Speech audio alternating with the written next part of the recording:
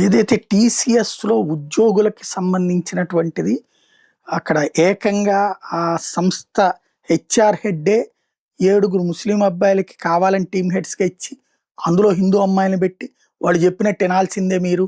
ఇయన్నీ కామను.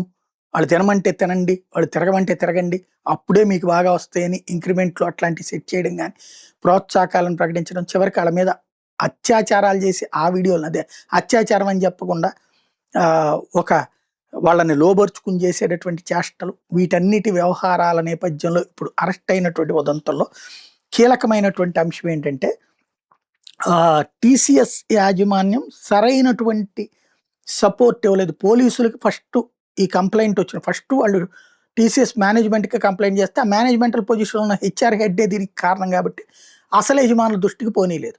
అప్పుడు వీళ్ళు పోలీస్ స్టేషన్‌కెళ్లారు. పోలీసులు కంప్లెయింట్ ఇచ్చారు. పోలీసులు టీసీఎస్ యాజమాన్యానికి కంప్లెయింట్ చేస్తే, మళ్ళీ అదే హెచ్ఆర్ ఉందక్కడ. దీన్ని వాళ్ళ దృష్టికి పోనీయలేదు.